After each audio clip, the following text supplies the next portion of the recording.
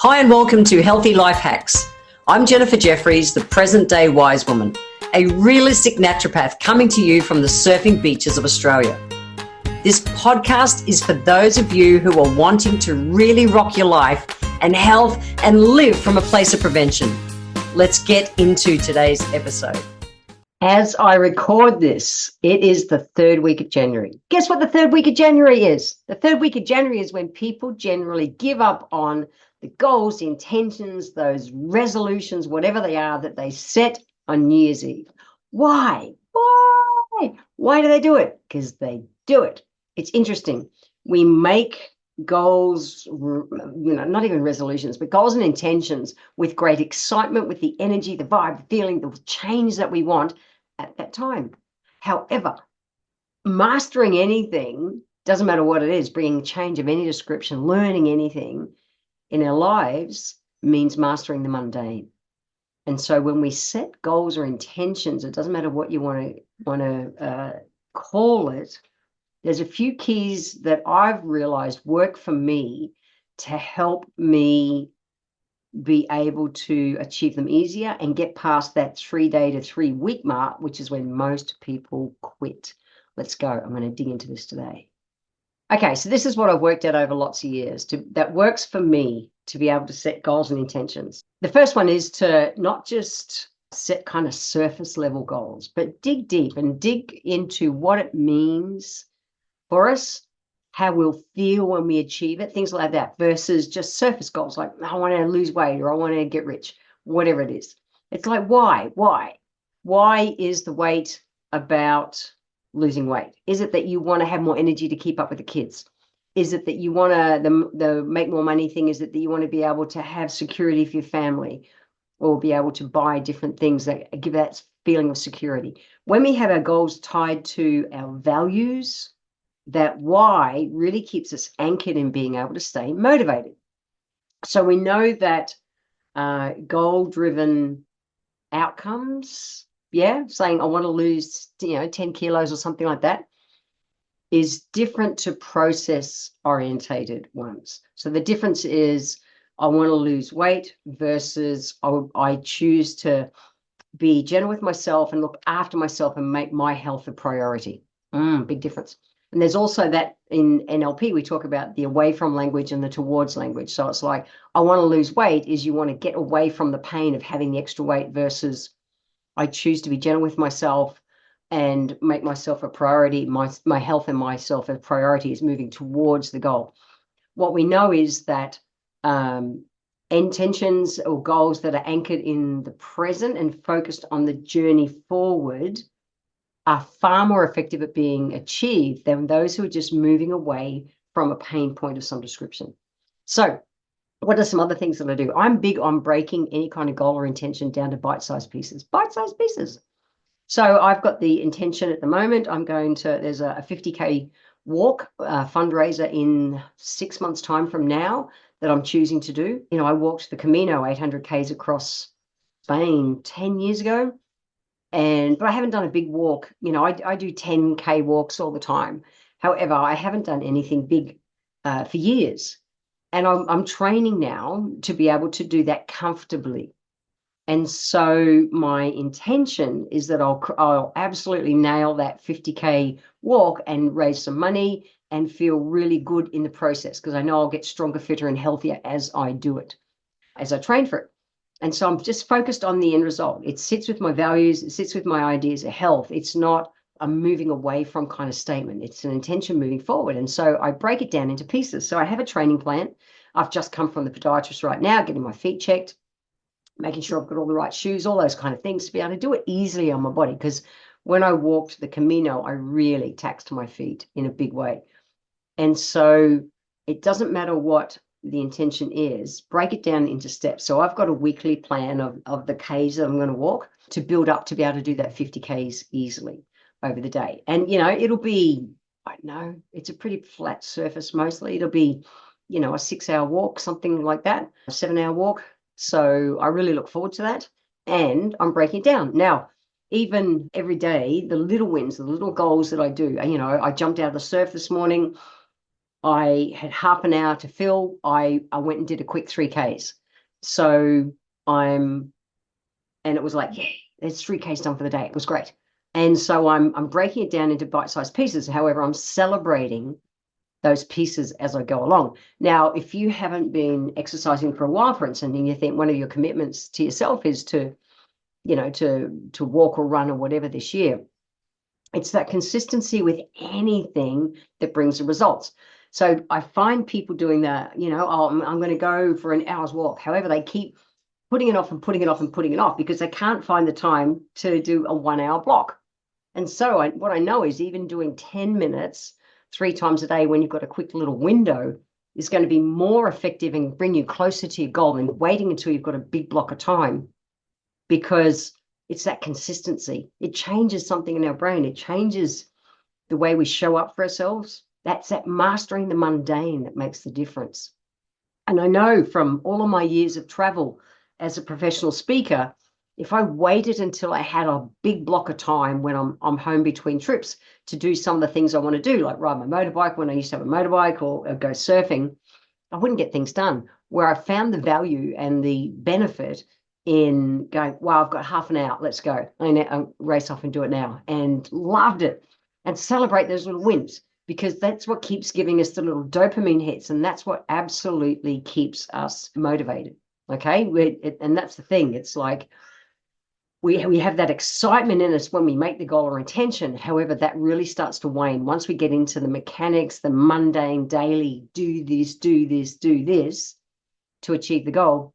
That's where you lose motivation. So we need to be finding those dopamine hits, and those small wins, they build the momentum and make it way easier to be able to commit. Okay, we want to be able to adjust, tweak the goals as you go along. There's just because you've set a goal at a certain thing doesn't mean you're not allowed to tweak it and change it along the way, and you're scheduled to achieve it. So whatever you've worked out as your plan to achieve that goal, remember that flexibility is a strength, not a weakness. You're allowed to change the plan. You're allowed to change the plan. That took me years, decades to learn. I thought once I'd done it, I'd drawn the line in the sand. That was it. I was going to do it. Well, all that did was create a bunch of stress. I've learned that I used to say, I'm a woman, I can change the rules. Well, life is a game and we can choose to change the rules. That's it. So if we're doing these things, breaking it into bite-sized little pieces, tweaking as we go, mastering the mundane, we're planning, we're coming from a place of prevention, because we know a motivation dip will happen. It's a reality. And so we want to do things to plan that in advance. Another one that's really effective is having an accountability buddy. It's the, hey, do you want to come for a walk with me? And then if you don't feel like going for a walk, your buddy rings and say, hey, we're going for that walk? Oh yeah, okay, here I come. So there's so much value in having a buddy to help you get through things. My latest book, Fuck the Stress, I talk all about get things 80% right. Don't go for 100%, because 100% of nothing is nothing. So again, I see people in my work when I'm coaching them, they're trying to get everything so perfect, they don't even start. They don't start.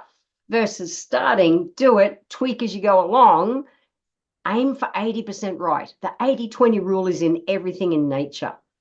Aim for 80% and just tweak, course correct as you go. And when you go off track, go, oh, off track, I'm back on track, here I go. I missed my walk today. Okay, cool. Guess what? I'm just back on track tomorrow. That's it. Or I'm going to go and do 10 minutes right now. That's the power move. That's the absolute power move. When you realize that you're off track, do one thing straight away that tells you that you are still on track for that goal. It's huge. So focus on your habits, those daily things. If you're wanting to master meditating this year, even 2 minutes consistently is going to be better than trying to nail 30 minutes at once. It is. You're going to learn. As you learn, just focus on those habits, not just the outcomes, because outcome-driven stuff it's like, it kills our spirit in so many cases, because it can be a long timeline to get to that ultimate outcome, that ultimate goal.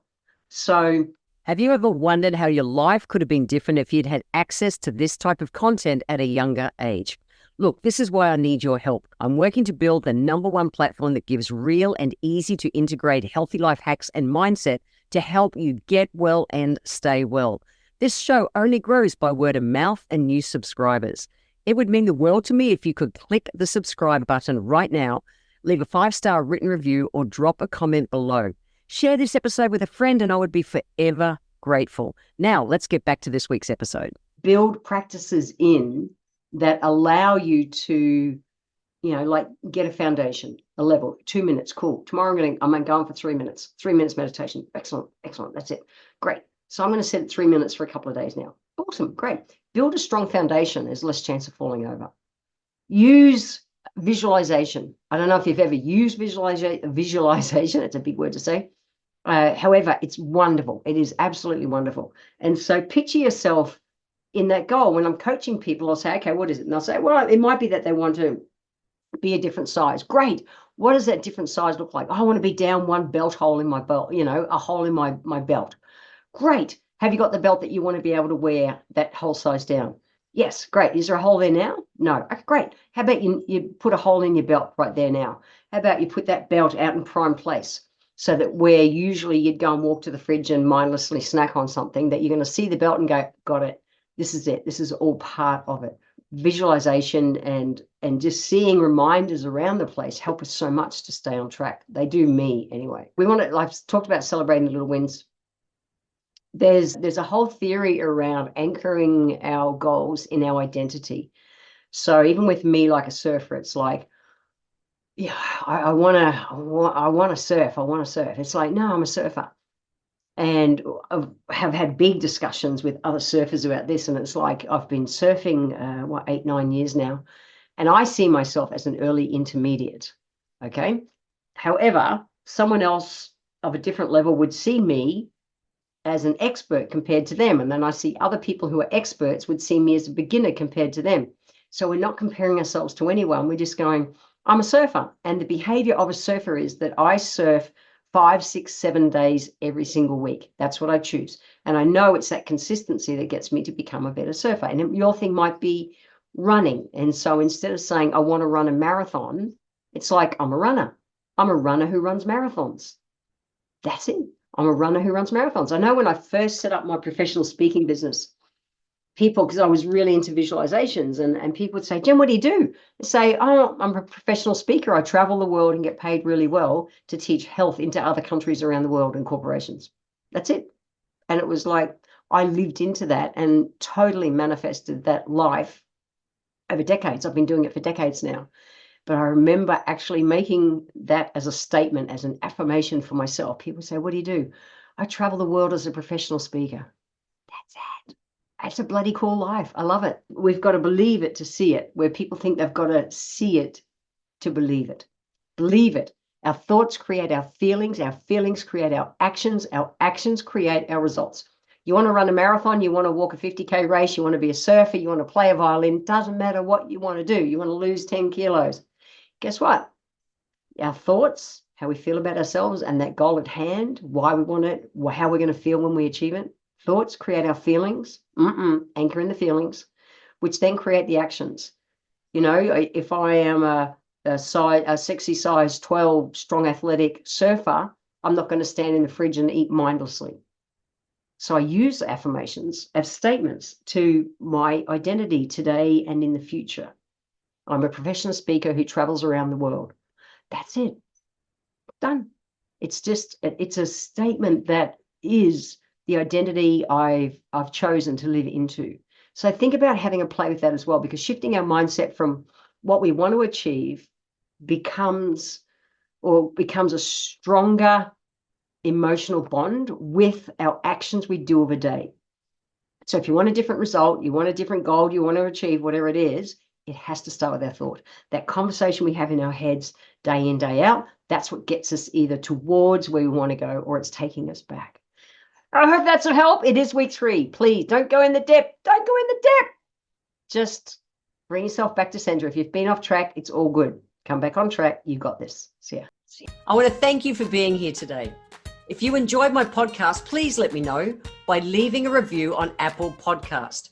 Every month, I draw one lucky person who leaves a review, have a free 1-hour consultation with me. Be sure to subscribe to the show wherever you're tuning in from so that you always catch the next episode. I welcome your emails, and you can write to me at podcast@healthylifehacks.com.au. Until next time, remember, when it comes to life, live it, love it, and get on with it.